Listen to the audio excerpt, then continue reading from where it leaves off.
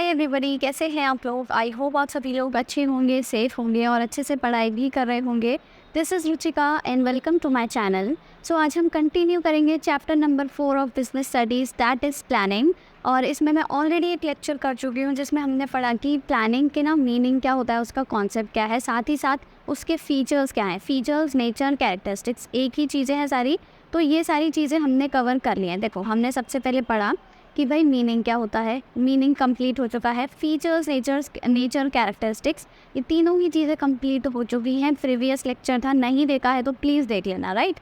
अब हम बात करते हैं इम्पॉर्टेंस की। आज हम पढ़ेंगे इम्पॉर्टेंस और दूसरा लिमिटेशंस। ये दो चीज़ें, दो टॉपिक्स हम आज की वीडियो में कवर करेंगे। फिर बाकी के टॉपिक्स हम आगे फर्दर वीडियोस में करते जाएंगे धीरे धीरे, ठीक है।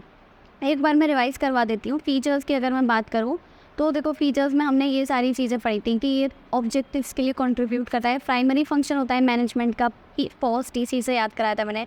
परवेज़िव होता है, मतलब हर जगह प्लानिंग की ज़रूरत होती है। फ्यूचरिस्टिक होता है, मतलब आगे के बारे में बताता है। फॉरवर्ड लुकिंग होता है। कंटिन्यूस होता है, मतलब कभी भी स्टॉप नहीं होता, प्लानिंग कभी भी रुकती नहीं है, कंटिन्यू रहती है। इन्वॉल्व्स डिसीजन मेकिंग, इसमें डिसीजन मेकिंग ज़रूरी है और डिसीजन मेकिंग प्लानिंग के थ्रू ही पॉसिबल है। साथ ही एक मेंटल एक्सरसाइज है, एक दिमाग, एक इंटेलेक्चुअल प्रोसेस है जो जिसमें ज़रूरत है आपको बहुत ज़्यादा कंसंट्रेशन की, और आप कह सकते हो इंटेलेक्ट की ज़रूरत है। तो ये प्लानिंग के कुछ फीचर्स हैं, नेचर है, कैरेक्टरिस्टिक्स है, राइट। तो ये सारी चीज़ें कंप्लीट हो चुकी हैं। अब हम बात करते हैं आज सबसे पहले इम्पॉर्टेंस की, कि इम्पॉर्टेंस क्या है, हमको प्लानिंग क्यों करनी है, किसी भी बिजनेस ऑर्गेनाइजेशन को प्लानिंग की क्यों ज़रूरत पड़ती है। अगर प्लानिंग नहीं की तो फिर क्या क्या चीज़ें हो जाएंगी, तो ये सारी चीज़ें हम पढ़ेंगे। सबसे पहले हम बात करते हैं इम्पॉर्टेंस की। तो इम्पॉर्टेंस देखो, इट प्रोवाइड्स डायरेक्शन। ये क्या करता है, डायरेक्शन प्रोवाइड करता है। Reduces the risk of uncertainties, reduces overlapping and wasteful activities, ठीक है। Promotes innovative ideas, facilitates decision making and establishes standard for controlling. अब ये जो सारे ही पॉइंट्स हैं ना, जो आपको सुनने में इतने भारी भरकम लग रहे हैं, इनको मैं बहुत आसानी से समझाने वाली हूँ। बहुत ईजी हैं, ठीक है। सारे ही पॉइंट्स एक एक करके हम समझते हैं। सबसे पहला हमारे पास आता है कि ये क्या है, इट प्रोवाइड्स डायरेक्शन। ये हमको डायरेक्शन प्रोवाइड करता है। किस तरीके का डायरेक्शन प्रोवाइड करता है भाई? डायरेक्शन देखो, अगर हमारे पास कोई चीज़ प्लान्ड है, एक बिजनेस ऑर्गेनाइजेशन है हम, और हमारे पास क्या है, सारी चीज़ें प्लान्ड है कि हमको क्या करना है। सबसे पहले ये करना है फर्स्ट स्टेप, फिर सेकंड स्टेप ये है, फिर थर्ड स्टेप ये है। तो मैं क्या करूँगी, मेरे जो सबऑर्डिनेट्स हैं, जो मेरे अंडर लोग काम कर रहे हैं ना, मैं उनको डायरेक्ट कर सकती हूँ और उनको भी पता होगा कि हमें किस डायरेक्शन में मूव करना है। अगर प्लान ही नहीं है आपके पास तो आप किस डायरेक्शन में मूव करोगे आपको नहीं पता। आप इधर उधर हाथ पैर मारोगे। मान लो आपका एम है कि आपको 12th में ना बहुत अच्छे मार्क्स लाने हैं, पर आपके पास प्लान नहीं है कुछ प्रॉपर कि कैसे अच्छे मार्क्स लाने हैं। आपने कोई प्रॉपर शेड्यूल नहीं बनाया हुआ है, कोई प्लान नहीं बनाया हुआ है।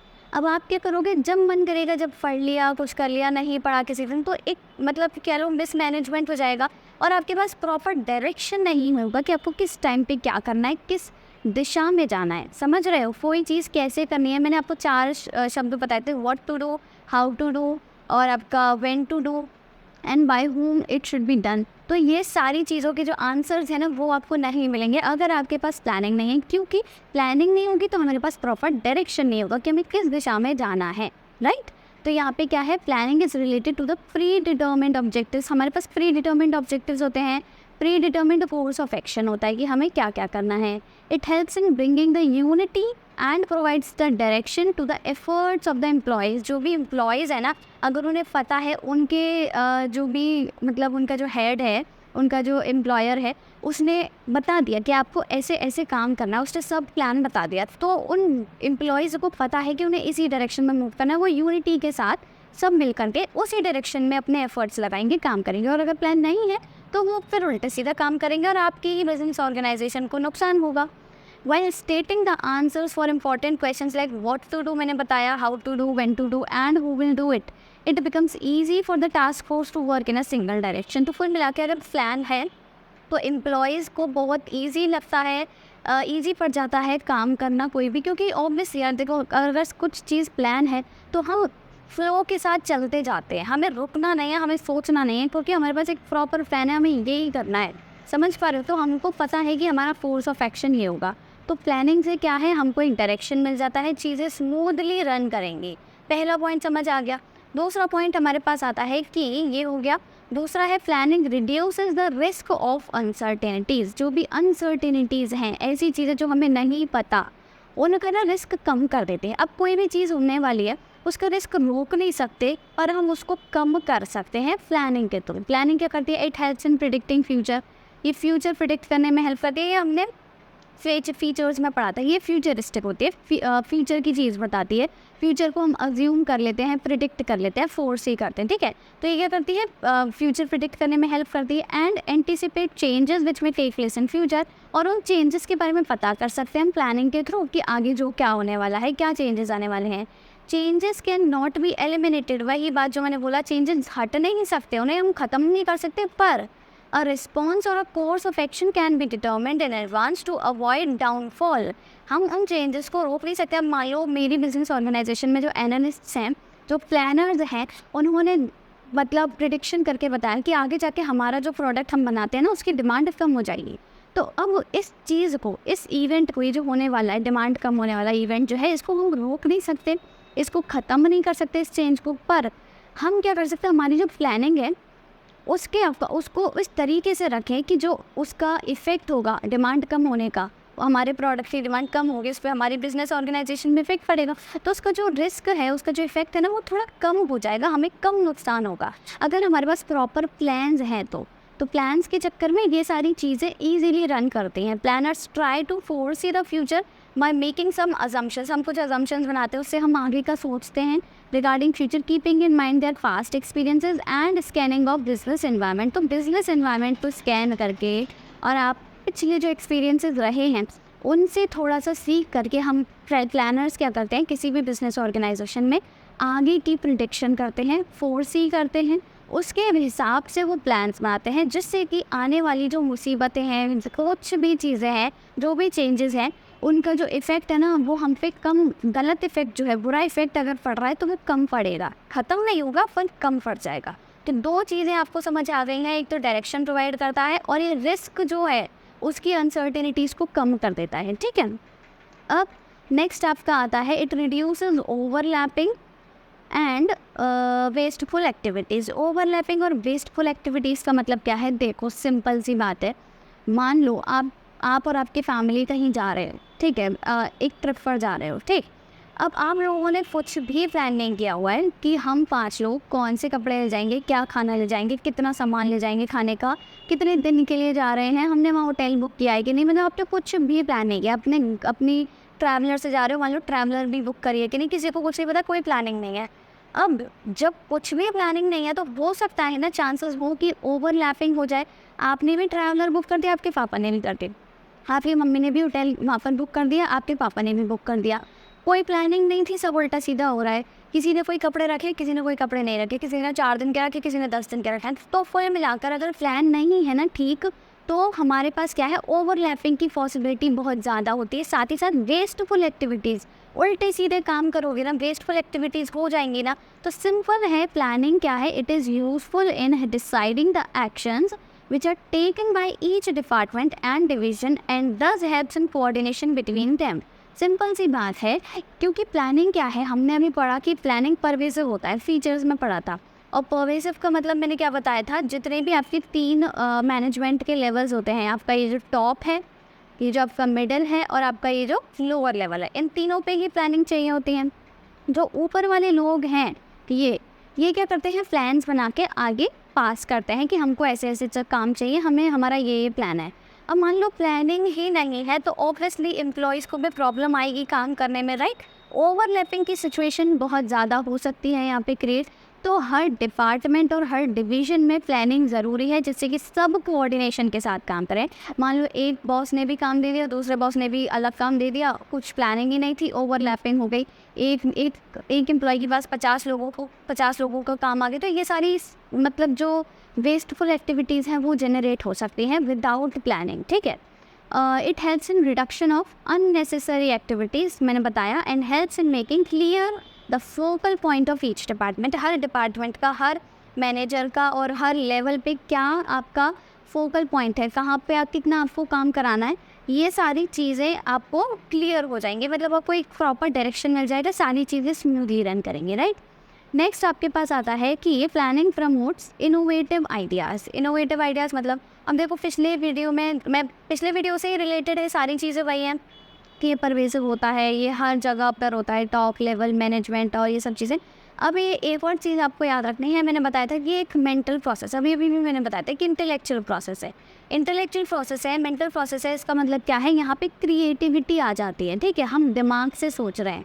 तो प्लानिंग क्या है, पहली बात तो फर्स्ट फंक्शन है मैनेजमेंट का, और इसका मतलब है look forward to the new ideas. हम नए आइडियाज़ की तरफ ही तो सोचते हैं। जैसे आप कोई चीज़ प्लान कर रहे हो, आप पूरे साल का प्लान बना रहे हो, 12th में आपको क्या क्या करना है, तो आप क्या करोगे, नए नए आइडियाज़ सोचोगे। आपके दिमाग में और सारे आइडियाज़ आएंगे कि मैं अच्छा ये कर सकता हूँ, ये मैं ऐसे कर सकता हूँ, इसे मैं सैम्पल पेपर से पढ़ूंगा, इसे मैं लिख करके पढ़ूंगा, मैं नोट्स बनाऊंगा या फिर नोट्स नहीं बनाऊंगा, बहुत सारे आइडियाज़ आएंगे।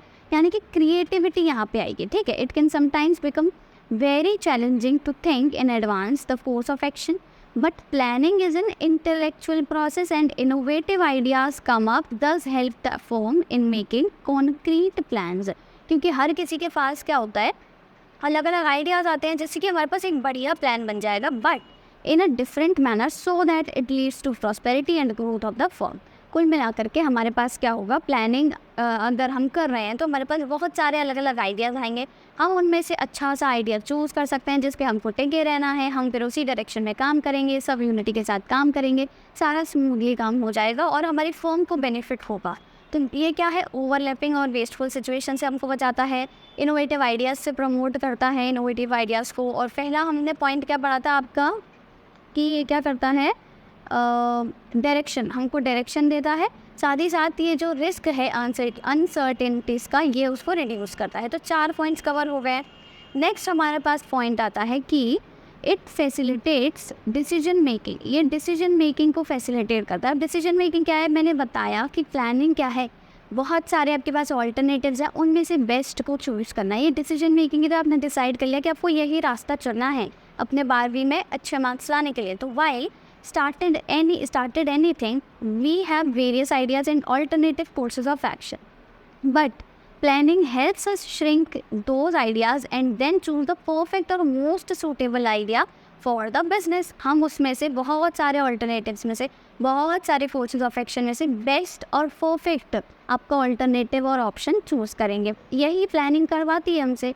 Further, when business is already up and running, the planning is done regularly। अब जब हमारा बिजनेस चल रहा है तो हम रेगुलरली प्लानिंग कर रहे हैं। And it helps businesses to take various decisions by predicting the future. और फिर ये हेल्प करती है, साथ साथ हम प्लानिंग जब कर रहे हैं तो ये हमको हेल्प करती है, हम फ्यूचर में प्रिडिक्ट करिए कि आगे क्या होने वाला है, उसका अगर गलत इफेक्ट हम पे कुछ पड़ने वाला है तो हम उसको थोड़ा सा रिड्यूस करते हैं। And setting targets and objectives accordingly. अब जैसे मान लो अब आप पढ़ाई कर रहे हो, अब आपको पता है अच्छा आपके हाफ ईयरली एग्जाम्स आने वाले हैं, आपने प्रिडिक्ट कर लिया भाई इस टाइम पे हो जाते हैं, आने वाले हैं, तो आप अपनी तैयारी शुरू कर दोगे और अच्छे से आप और प्लान बनाओगे और नए आइडियाज़ लेकर के आओगे। आपके पास बहुत सारे ऑल्टरनेटिव्स हैं, फिर आप उनमें से बेस्ट डिसाइड करोगे। यही तो डिसीजन मेकिंग है। तो क्या करता है, डिसीजन मेकिंग में भी हेल्प करता है, ठीक है। नेक्स्ट और लास्ट आपका आता है it establishes standard for controlling. अब ये स्टैंडर्ड फॉर कंट्रोलिंग क्या होता है, सिंपली सबसे पहले तो ये समझ लेते हैं कंट्रोलिंग का मतलब क्या होता है। देखो कंट्रोलिंग क्या है, जैसे आप क्या है, आपकी एक बिजनेस फर्म है या फिर बिजनेस फर्म को छोड़ो, मान लो आपने ना क्या प्लान किया कि आपको अभी 1 महीने में, अभी अगस्त से स्टार्ट होने वाला है, ठीक है, तो कल से स्टार्ट होने वाला है। हाँ, आपने क्या प्लान किया कि अगस्त में, पूरे अगस्त ख़त्म हो जाएगा जब 31 अगस्त के बाद आप ना 2 चैप्टर बिजनेस स्टडीज़ के कंप्लीट कर लोगे, ठीक है। आपका क्या था, ये प्लान था कि आप 2 चैप्टर्स कंप्लीट कर लोगे। और फिर जैसे ही अगस्त ख़त्म हुआ तब आपने देखा कि आपका तो सिर्फ 1.5 ही चैप्टर कंप्लीट हो पाया है। यानी कि आपका प्लान तो ये था पर आउटपुट क्या आया, ये आया। तो जब आप अपने आउटपुट को देख करके अपना जो आपने प्लान बनाया था उसको उससे कंपेयर करते हो, उससे हम कहते हैं कंट्रोलिंग। समझ आ रहा है। यानी कि जब बिजनेस फर्म क्या करती है, उसका हमेशा एक ऑब्जेक्टिव होता है, एक टारगेट बना के चलती है कि जैसे इस साल में हमको इतनी सेल्स बढ़ानी है। उसने सोचा कि पहले ना हम क्या करते थे, हमें ना 10% सेल्स बढ़ानी है, पर at the end of the year उन्होंने देखा कि उनकी सेल्स 10% नहीं सिर्फ 7% बढ़ी। तो उन्होंने कंपेयर किया। अब जब उन्होंने कंपेयर किया तो उनको और भी चीज़ें पता चली उनकी कि ये जो सेल्स कम बढ़ी है थोड़ी सी, 10% की जगह सिर्फ 60% ही बढ़ी, तो उसके रीजंस क्या थे, हमें इसके लिए क्या काम करना चाहिए। तो ये जब चीज़ें जो होती है ना, इसे हम कहते हैं कंट्रोलिंग। तो ये कंट्रोलिंग में भी हेल्प करता है। अब कैसे, अब मान लो आपके पास ये प्लान ही नहीं है, ये है ये प्लान ही तो था। अब जब आपके पास प्लान ही नहीं है तो आप किससे कंपेयर करोगे। आपका जो आउटपुट आ गया, आपका ये जो 1.5 चैप्टर कंप्लीट हो गया, आप तो इसी में संतुष्ट हो जाओगे। पर क्योंकि आपके पास प्लान था तो आपने देखा कि भाई नहीं, 2 चैप्टर्स कंप्लीट करने थे, मेरा से 1.5 चैप्टर कंप्लीट हुआ है, तो आप सेटिस्फाई नहीं होगे और आप आगे के और प्लान्स बनाओगे और अच्छी स्ट्रैटेजी बनाओगे और अपनी इस गलती से कुछ सीखोगे। यानी कि जो प्लान है ना, प्लानिंग, वो हमारे लिए एक बेस की तरह काम करते हैं, जिससे कि हम आगे अपने क्या करें, जो गलतियां हैं उन्हें सुधार सके, अगर कुछ अच्छा हो रहा है या फिर जो भी है उसको कंपेयर कर सके। तो एज अ बेस हमारे लिए काम करती है प्लान। तो प्लानिंग क्या है, इट मीन्स लुक फॉरवर्ड, ठीक है, and controlling means to look backward. Controlling क्या कर रहे हैं, हम यहाँ से पीछे ही तो देख रहे हैं, प्लान की तरफ पीछे देख रहे हैं, तो वो लुकिंग बैकवर्ड होता है। प्लानिंग क्या होता है, आगे का सोचना। They both are interrelated, obviously दोनों इंटर रिलेटेड हैं। When a plan is made it becomes standard, एक स्टैंडर्ड बन गया कि आपको 2 चैप्टर कंप्लीट करने थे। It becomes a standard for measuring the actual performance, और जो आपकी एक्चुअल परफॉर्मेंस थी ना, ये 1.5 चैप्टर कंप्लीट करने वाली, इसको मेजर करने के लिए, इससे कंपेयर करने के लिए एक स्टैंडर्ड बना लिया था आपने already, planning. And thus controlling, ये कुछ गलत है, ठीक है। By measuring the actual performance with standard performance we can plan the future activities accordingly. तो कुल मिलाकर के अब आपने देखा कि आपकी जो एक्चुअल परफॉर्मेंस आई है, यानी कि 1.5 चैप्टर ही कंप्लीट हो पाया, और आपकी जो प्लान्ड परफॉर्मेंस थी, यानी कि 2 चैप्टर्स कंप्लीट करने वाली है, उनको कंपेयर किया। तो आगे का काम हम दोबारा से प्लान करेंगे, फ्यूचर के लिए हम दोबारा से प्लान्स और स्ट्रैटेजीज बनाएंगे accordingly. And thus it is said that planning is prerequisite for controlling। Pre requisite का मतलब क्या होता है, प्री रिक्विजिट ये जो वर्ड है ना, इसका मतलब होता है किसी भी चीज़ के लिए पहली शर्त, प्री रिक्विजिट। फिर प्लानिंग क्या है, कंट्रोलिंग के लिए प्री रिक्विजिट। अगर आप प्लानिंग ही नहीं करो तो आप कैसे कंट्रोलिंग करोगे, क्योंकि कंट्रोलिंग का मतलब क्या होता है, जो आपने प्लान किया था उससे कंपेयर करना। पर आपने जब प्लानिंग ही नहीं करी है तो फिर आप क्या कंपेयर करोगे, कुछ नहीं करोगे ना। तो कंट्रोलिंग के लिए प्लानिंग क्या है, प्री रिक्विजिट, एक पहली शर्त है, प्लानिंग होना मस्ट है, और कंट्रोलिंग में ये हेल्प करती है। कंट्रोलिंग के लिए as a base, as a standard ये एक्ट करते हैं। तो आई होप ये पॉइंट भी समझ आ गया होगा। 6 पॉइंट्स हमने समझे। क्या क्या पॉइंट्स थे भाई, देखो फटाफट से लिख लेते हैं। सबसे पहले हमने पढ़ा कि ये क्या करता है, डायरेक्शन प्रोवाइड करता है हमको, राइट। फर्स्ट हो गया डायरेक्शन। दूसरा ये क्या करता है, जो ओवरलैपिंग होती है, ओवरलैपिंग, और आपका क्या था, एक वेस्टफुल एक्टिविटीज़, इनको रिड्यूस करता है, राइट। तीसरा आपका क्या था, risk of uncertainties, risk of uncertainties. आपको जो भी याद आ रहा है फटाफट से ना, ये मुझसे लिखने से पहले फॉर्मेट में लिख लो, जिससे कि आपको सारी चीज़ें याद रहें, फिर चेक करना कि आपको कितना याद है, ठीक है। 3 पॉइंट्स मैंने बता दिए। चौथा आपका क्या है कि इट फैसिलिटेट्स डिसीजन मेकिंग, ठीक है। ये क्या करता है, डिसीजन मेकिंग में फैसिलिटेट करता है। और लास्ट अभी हमने लेटेस्ट कौन सा पढ़ा था, जो याद आ रहा है वो बताओ, स्टैंडर्ड फॉर कंट्रोलिंग। ये कंट्रोलिंग के लिए क्या करता है, एज अ स्टैंडर्ड एक्ट करता है, स्टैंडर्ड फॉर कंट्रोलिंग। और एक मुझे याद नहीं आ रहा, हाँ, इट प्रमोट्स इनोवेटिव आइडियाज़। यानी कि इससे क्या है, क्योंकि ये एक इंटेलेक्चुअल प्रोसेस है, तो हम क्या कर सकते हैं, हमारे पास इनोवेटिव आइडियाज़ आ सकते हैं। ये क्रिएटिविटी को प्रमोट करता है, ये भी आप पॉइंट ऐड कर सकते हो इसमें, ये क्रिएटिविटी को प्रमोट करता है। ये 6 क्या हैं, ये 6 हैं इसके इम्पॉर्टेंस कि इन चीज़ों में ये बहुत ज़्यादा हेल्पफुल। पर क्योंकि प्लानिंग हेल्पफुल है, इसका मतलब ये नहीं है कि इसके कोई ड्रॉबैक्स नहीं है, कोई लिमिटेशंस नहीं है। जहाँ पर प्लानिंग काम आती है वो तो बढ़िया है, अच्छी बात है, पर बहुत सारी ऐसी जगह है जहाँ पर प्लानिंग काम नहीं आती। प्लानिंग अगर है तो उसकी वजह से हम ना थोड़ा रिस्ट्रिक्ट हो जाते हैं, हमको वहीं तक रहना पड़ता है, लिमिट कर देती है हमको कहीं तक प्लानिंग। तो क्या क्या लिमिटेशंस हैं वो भी समझना ज़रूरी है। अब हम बात कर लेते हैं इसी बात में लिमिटेशंस की, ठीक है। लिमिटेशंस की जब मैं बात करती हूँ तो सबसे पहला आता है कि इट लीड्स टू रिजिडिटी। ये हमको रिजिडिटी मतलब रिजिड बना देती है, राइट।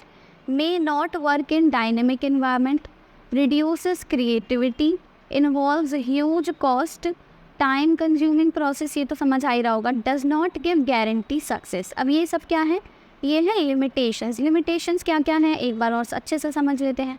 सबसे पहला आता है इट लीड्स टू रिजिडिटी।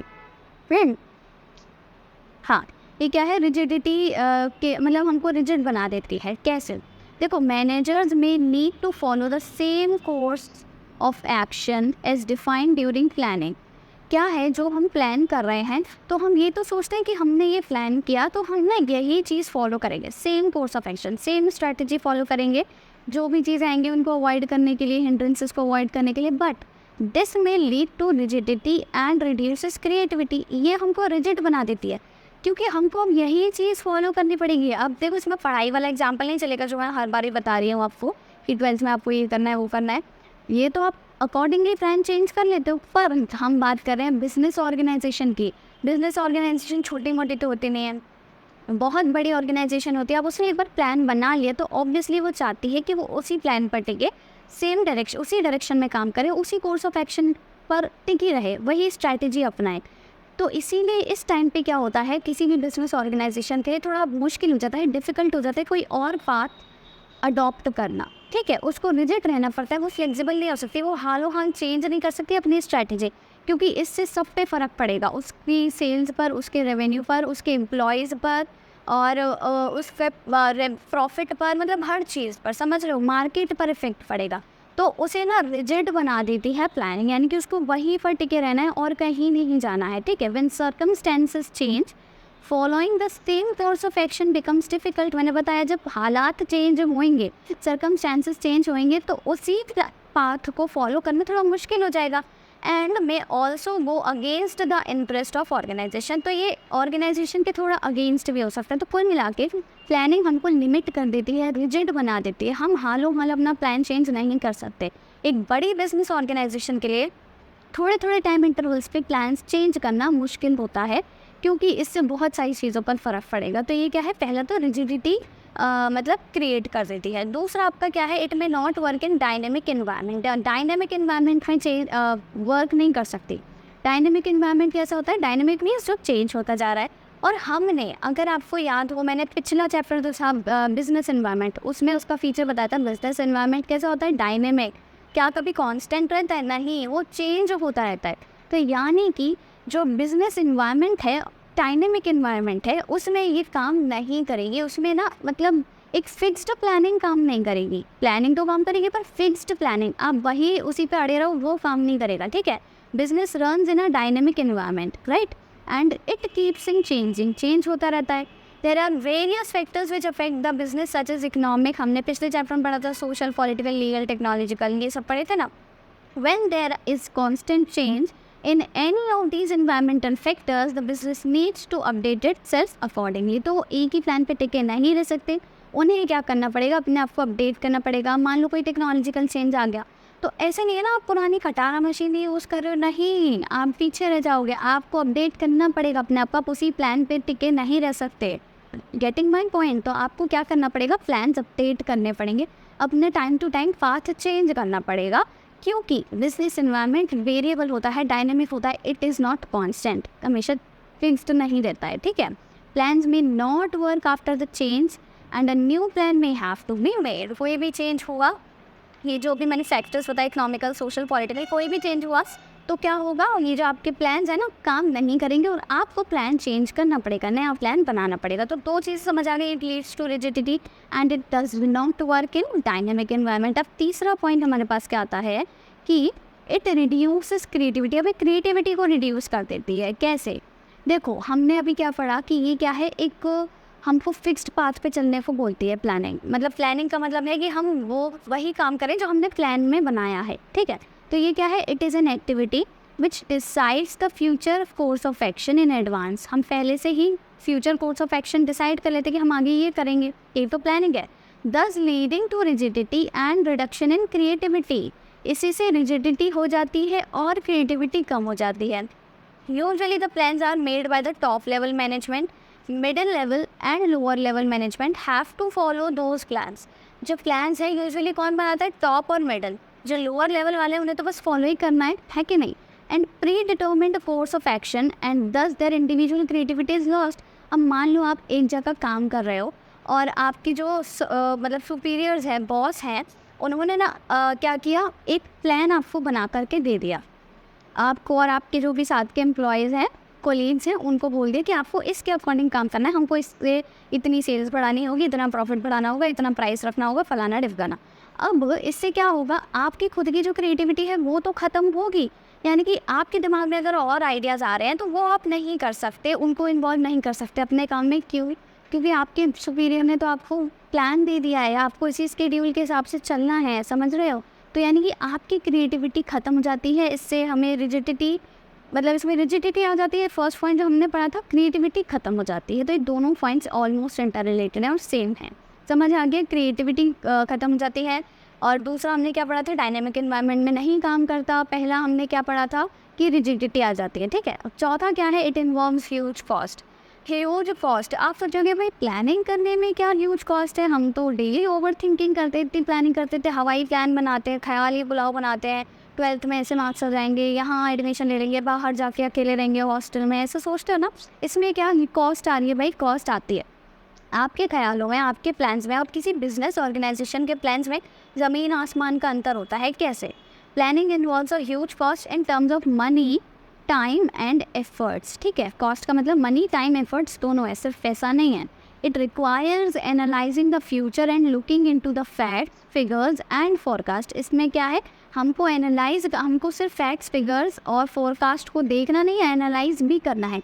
और इसके लिए ना बड़े बड़े लोग हायर किए जाते हैं। जब MBA वगैरह कर लेते हैं और हायर डिग्री ले लेते हैं, तो इस बड़ी ऑर्गेनाइजेशंस में ना इस चीज़ के लिए पोस्ट होती हैं, अलग अलग वैकेंसीज होती हैं, अलग अलग डिपार्टमेंट्स होते हैं जिनको बहुत ज़्यादा अच्छी सैलरी मिलती है कि आप क्या करो, एनालाइज करो, फोरकास्ट करो, हमारी बिजनेस ऑर्गेनाइजेशन में क्या होगा, कैसे होगा, मतलब उसको किस चीज़ की ज़रूरत है, क्या प्लान चाहिए है। तो बहुत सारी क्या होती है, लोगों की, बड़े बड़े एक्सपर्ट्स की, प्रोफेशनल्स की, मैनेजर्स की ज़रूरत होती है, ठीक है।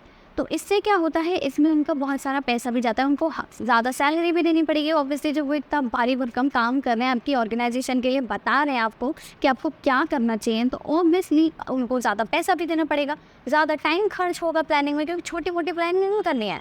ये नहीं प्लानिंग करनी है कि शाम को खाना क्या बनेगा, घिया बनेगी, टिंडे बनेंगे। आपको बड़ी प्लानिंग करनी है, बहुत ज़्यादा एफर्ट्स भी लगेंगे, तो कॉस्ट इसीलिए ज़्यादा आती है। It also requires a scientifically calculating the changes which may take place in future.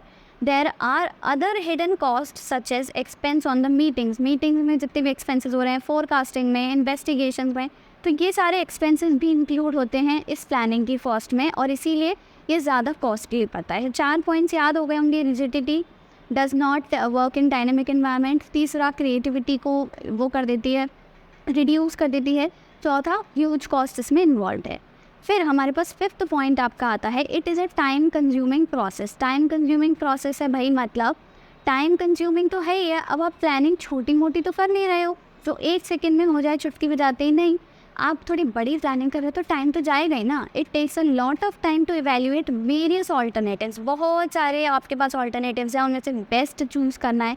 फिर ये भी देखना है ये काम करेगा कि भी नहीं, कब तक काम करेगा, हम कैसे काम करवाएंगे, कौन काम करेगा। तो ये सारी चीज़ों को एनालाइज करना, बेस्ट ऑल्टरनेटिव चूज़ करने में बहुत ज़्यादा टाइम जाता है, ठीक है। And because of this action gets delayed.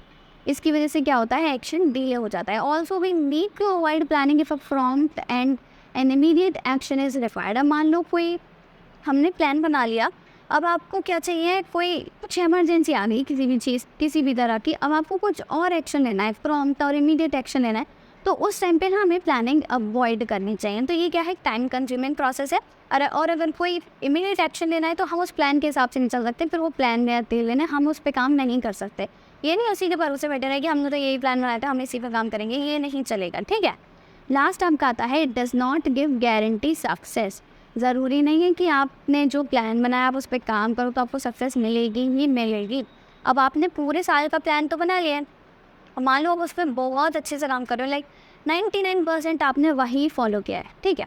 पर ऐसा नहीं है कि आपकी सक्सेस गारंटीड है।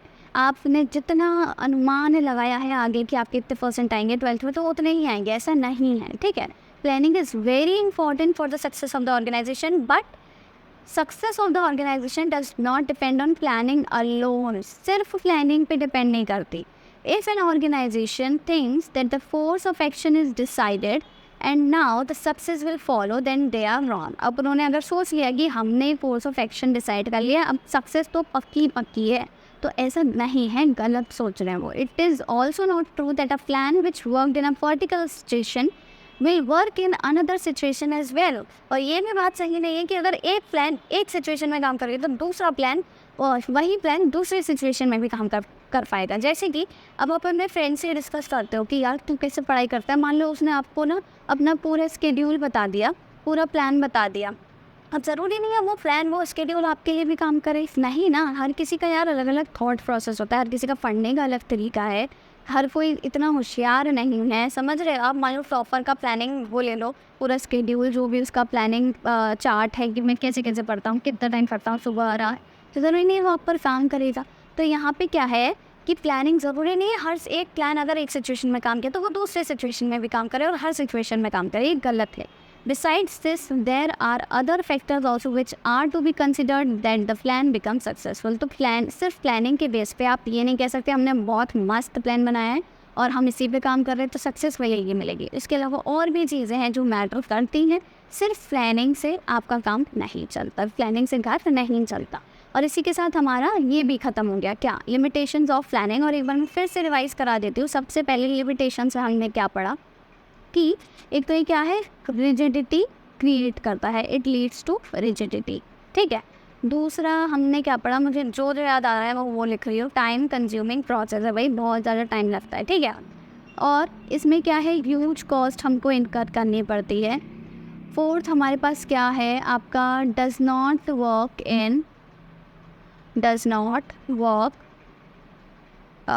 इन डायनेमिक एनवायरनमेंट, ठीक है, डायनेमिक एनवायरनमेंट पे काम नहीं करता। फिर आपका फिफ्थ क्या आ जाता है कि टाइम कंज्यूमिंग हो गया, ह्यूज कॉस्ट हो गया, और हमने क्या पढ़ा कि गारंटी सक्सेस नहीं देता। ज़रूरी नहीं कि भाई प्लान बढ़िया बना लिया तो आप बस एकदम चिल होकर के बैठ जाओ, आपको सक्सेस मिलेगी ही मिलेगी। और एक और कौन सा था, हाँ, क्रिएटिविटी। ये क्या करता है, इससे हमारी इससे क्या है, हमारी क्रिएटिविटी कम हो जाती है क्योंकि रिजिडिटी बढ़ जाती है। क्रिएटिविटी क्या होगी, कम, और रिजिडिटी बढ़ जाएगी, ठीक है। तो ये सारे क्या हैं आपके लिमिटेशंस हैं। लिमिटेशंस ये हो गई, और ये सारे आपके क्या हैं, ये आपके फंक्शंस हैं, तो ये आपकी इंपॉर्टेंस है, ठीक है। और इसी के साथ हमारे 4 टॉपिक्स ख़त्म हो गए। देखो ये सारी चीज़ें हमने पढ़ लिया, मैं एक बार बता देती हूँ आपको। हमारा ये वाला पॉइंट हो गया है, फर्स्ट पॉइंट हो गया है, मीनिंग पढ़ लिया, फीचर्स पढ़ लिया, इंपॉर्टेंस, लिमिटेशन। अब ये जो बचे हैं, प्लानिंग प्रोसेस क्या होता है, प्लान्स क्या होते हैं, टाइप्स ऑफ प्लान्स क्या होते हैं, ये सारी चीज़ें हम आगे की वीडियोस में पढ़ेंगे। सो या that's all for this video. I hope आपको वीडियो अच्छा लगा होगा, तो do give it a like, और प्लीज़ चैनल सब्सक्राइब कर लेना यार। मैंने बहुत देखा है लोग ना वीडियो देख देख के छोड़ते थे, चैनल सब्सक्राइब नहीं करते हैं। भाई इतने सारे चैनल सब्सक्राइब कर रखे हैं आप लोगों ने, मैं देखती हूँ सब्सक्राइबर्स शो होते हैं किसी किसी के, जैसे कि ध्रुव राठी का चैनल फॉलो किया हुआ है, और टेक्नो गेमर्स, ये वो। भाई इस एजुकेशनल चैनल फॉलो करने में क्या ही जाता है। प्लीज़ प्लीज़ प्लीज़ जो भी वीडियो देख रहा है, do give it a like and do not forget to subscribe to my channel, and I would be so grateful to you. Please channel subscribe कर लेना। धीरे धीरे मेरे सब्सक्राइबर्स की गिनती भी बढ़ रही है, एंड जब मैं आपके लिए इतना कर रही हूँ तो आप लोग भी मेरे लिए इतना सा कर ही सकते हो। So please subscribe to my channel, and thanks for watching. Have a nice day.